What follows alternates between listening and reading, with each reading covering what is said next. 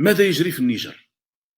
باش نفهموا ونعرفوا هذه الفكرة ديال أن ما يجري في النيجر انتقل إلى الجزائر، وهنا مازال ربما الجزائريين ما كيحسوش به، ولكن العسكر حاس به وبدا عنده الصراع. لهذا غتبداو تسمعوا في كل مرحلة راه مات واحد من الكبرانات الكبار ديال الصراع. أولًا النيجر نقراوها بهذه الطريقة، فرنسا كتفقد 3 ديال المستعمرات السابقة ديالها في ضربة واحدة، 3 ديال المستعمرات، مالي، بوركينا فاسو والنيجر. فرنسا كتفقد اليورانيوم، 70% من الكهرباء ديالها، ما عرفتش باش غتضوي فرنسا مرجية. فرنسا كتفقد الذهب اللي كان كيمشي ليها من هاد المناطق. إذا هنا غنتوقعوا العملة الفرنسية ستبدأ في عملية الانهيار. تساؤلات طرحات، علاش فرنسا ما قدراش تحمي الرئيس ديال النيجر رغم أنها قريبة، عندها 1500 جندي، قريبة بأمتار للقصر الرئاسي. ولكن السؤال هنا، متى بدأ الانقلاب على فرنسا؟ هنا راه الانقلاب هو على فرنسا، متى بدأ الانقلاب الروسي على فرنسا في إفريقيا؟ راه بدا مدة طويلة هذه. النيجر غير واحد الحلقة ما قبل الحلقة الأخيرة اللي هي الجزائر. غتلاحظوا أيضا بأن الانقلاب ديال النيجر جا في الوقت ديال القمة الروسية الإفريقية، زامنوا داكشي مدروس. ثم قبل منها كانت اللعبة ديال الفاغنر اللي كنتذكروا جميع. الفاغنر الآن غادي يخرج بوتين يقول لك هما جيش روسي دخل بهذه الطريقة، ما بقيتيش تقدر تقول شي حاجة أخرى، يقول لك جيش روسي هنايا. إذا الانقلاب هنا ديال النيجر كان المستهدف منه الرئيسي هو فرنسا. الآن شنو هي السيناريوهات باش نوصلوا للجزائر؟ كاين السيناريو الأول وسيناريو ضعيف، يكون تدخل عسكري ديال الإكواس، وهذا التدخل العسكري ينجح. هنا هذا السيناريو كيبعد الآن. علاش؟ لأنه كاين خلافات بين المجموعة ديال الإكواس، وبدا كيبان بأن الجانب السياسي كيغلب على الجانب العسكري الآن. هذا جانب، يعني كاين خلاف بين المجموعة ديال الإكواس.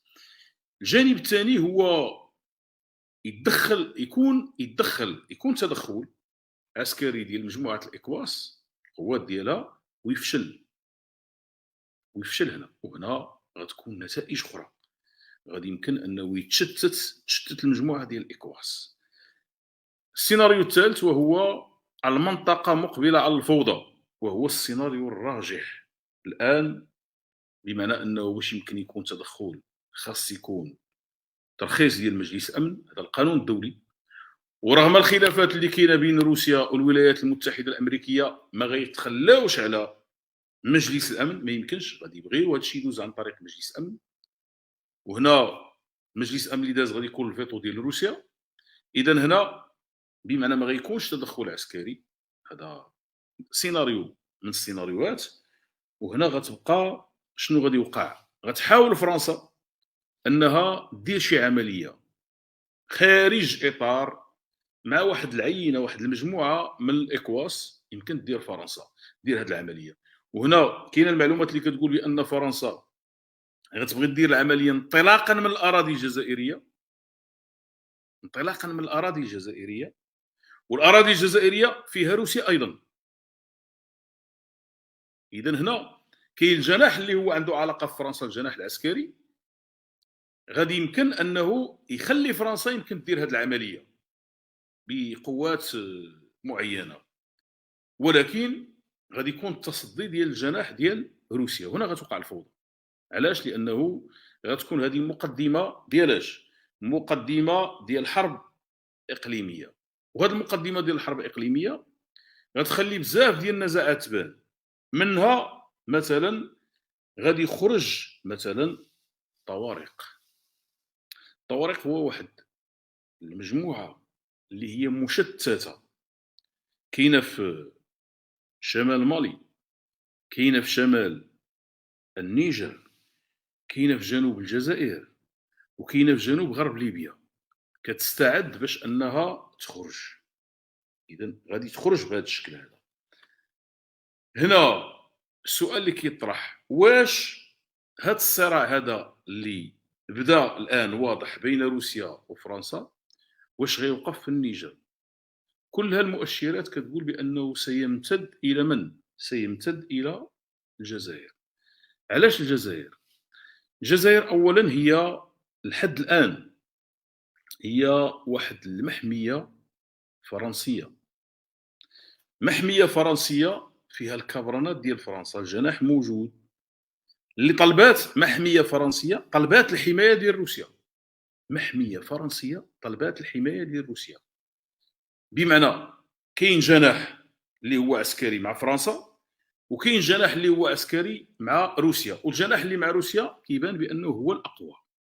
شنو غدير فرنسا الان؟ كتبدا في العمليه ديال تقويه الجناح ديالها العسكري، غتبدا في العمليه ديال التقويه ديالو، وعندها الاوراق اللي غيمكن انها تخرج للكبرنات. عندها مجموعه ديال الاوراق، عندها مجموعه ديال الاوراق. ثم ما نساوش بانه كاينه فرنسا وكاين الضغط ديال الولايات المتحده الامريكيه.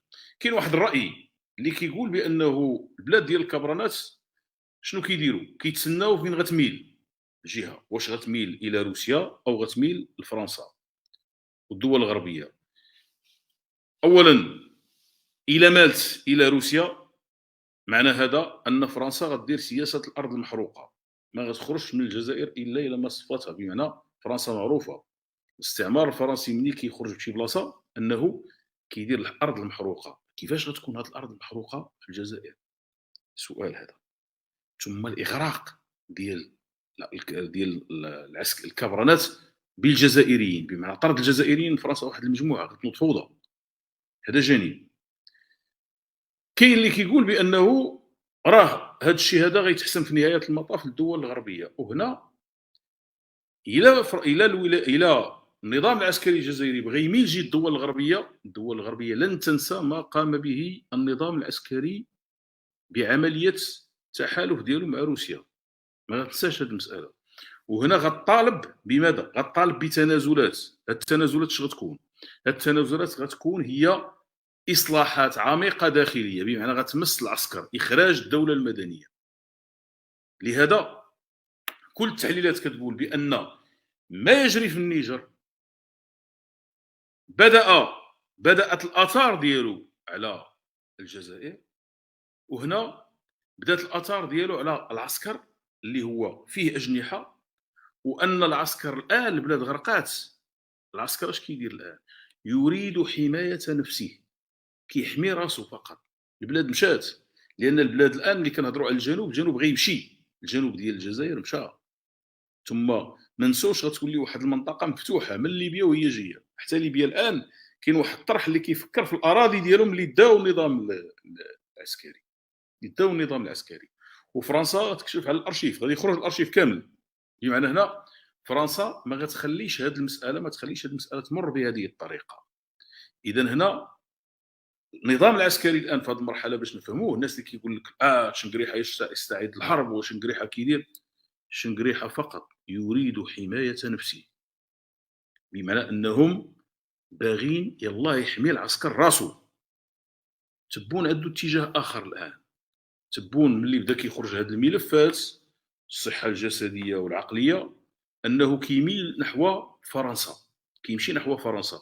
لهذا راه كشفات مخابرات، تقارير ديال المخابرات الغربيه بانه كان هناك اعداد، وغادي يمكن يكون باقي اعداد ديال السيناريو ديال المخطط ديال اش؟ مخطط ديال تصفيه تبون. تبون بالنسبه لهم ولا مشكل ولو انه ضعيف. اذا هنا السؤال، الا كانوا الحاضره ما حاسينش بهذه القضيه، احنا كنقولوها الان. الصراع شكون اللي غيقضي على الاخر؟ واش الجناح ديال روسيا في الجزائر ولا الجناح ديال فرنسا في الجزائر؟ وبالمناسبه فرنسا اخر ورقه عندها هي الجزائر، اخر ورقه. ثم انها مال جيتها وأثرت العلاقات مع دول أخرى، منها مثلا مع مجموعة ديال الدول، مشات مجموعة ديال الدول. وهنا غير نقول واحد الجملة: المغرب فهم باكرا، المغرب باش نعرفوا حنا الدبلوماسيه ديالنا والقوه ديال الدبلوماسيه، المغرب فهم بكري بان فرنسا مشات.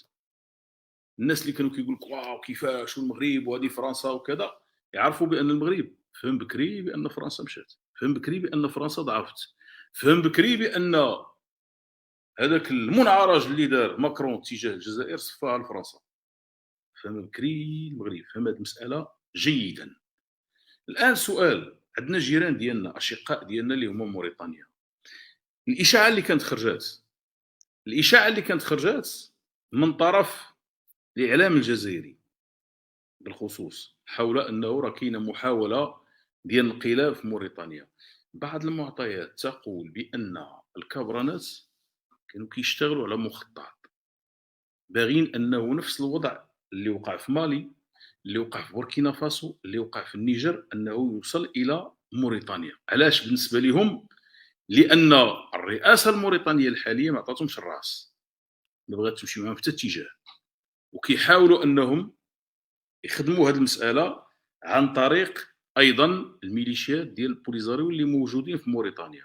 لهذا كاين سؤال اللي بدا كيطرح: واش هذا الشيء اللي وقع في النيجر واش غيقدر يخلي واحد المجموعه ديال العسكريين في موريتانيا قد يكونوا مخترقين من طرف اما الرئيس القديم اللي كان عنده علاقه، ولا عبد العزيز اللي عنده علاقه بالجزائر، ومخترقين من طرف المخابرات الجزائريه، واش غيفكروا انهم يديروا نفس العمليه؟ الوضع في موريتانيا صعب يتاثر، ما ننساوش بان موريتانيا كاين عندها علاقه، عندها حدود مع مالي وغيرها.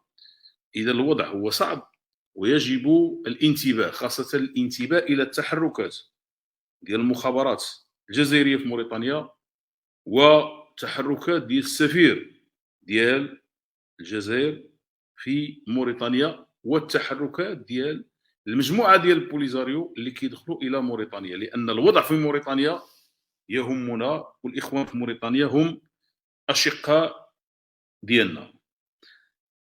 ليله سعيده، ونلتقي. فقط واحد الاشاره هنا: انا ما عمرني كنت كنعرف بان الحضيره مره اخرى مره كنتاكد بان كل المعطيات اللي كنت كنقول ديال علم النفس صحيحه. واش كتعرفوا شنو واحد الحكايه دايرها المدعو بونيف؟ المدعو بونيف وصلت به بانه ولا عنده المنار سليمي تمثل حاضر ليه تما قدامه، دير واحد البرنامج قال لك كيتحاور مع منار سليمي، ونطلع واحد جزائري بسميه منار سليمي، نطلع واحد الجزائري كيهضر داير الصوره ديال منار سليمي وكيهضر، دير هذه المساله ودير معاه حوار هو واحد اخر. ولكن الغريب في الامر هو بونيف عارف نطلع هذاك بانه وكانه منار سليمي. ملي بداو كيعلقوا الحضيره فهموا بانه هذاك راه جزائري، بداو كيقول خلينا نطلعوا نسبوا منار سليمي بحال كيسعبوا بان هذاك اللي كيهضر هو منار سليمي. شو الفضيحه كيدير؟ فكرنا هذيك القضيه نهار داروا لهم واحد الماتش ديال الكاميرون والجزائر، داروا لهم ديال هادشي ديال البلاي ستيشن، داروا لهم تما وداخلين كيعلقوا كيقول لك كيفاش هو راه ماتش غير ديال اللعبه، بس ما كاينش الماتش. داروا هذه العمليه ايضا، جابوا لهم واحد قال لهم هذا هو منار سليمي، وهذاك التمثل النفسي ديال بونيف واللي تحاضر عنده هنا كيتمثل ما بمعنى بالنسبه ليه عقده. كيتحاور هو واحد اخر حتى هو كيتحاور معاه، بين واحد من المخابرات عندهم كيهضروا على هذاك السيد اللي سمى راسو منار سليمي. كطلع الحضيره وبداو كيسولوه ويقول لهم بلاتي هذا راه جزائري راه ماشي منار سليمي، تسيقوا. بشأن انفتاح الرباط على الانضمام منظمة بريكس، لكن المصادر الرسمية تلتزم الصمت حتى الآن بشأن الخطوة. ويرى الخبيران أن انضمام الرباط يشكل نقطة قوة بالنسبة لها في علاقتها الدولية، فيما يطرح إشكالات بشأن علاقتها مع الجانب الأوروبي الذي ينظر لأي تحرك للرباط تجاه الشرق بغير الرضا، ويعاني من صدمات في علاقته مع دول المنطقة.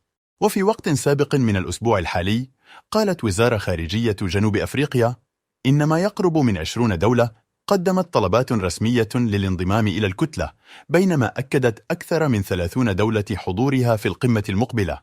ومن بين المتقدمين لعضوية بريكس 6 دول أفريقية، هي الجزائر ومصر وإثيوبيا والمغرب ونيجيريا والسنغال.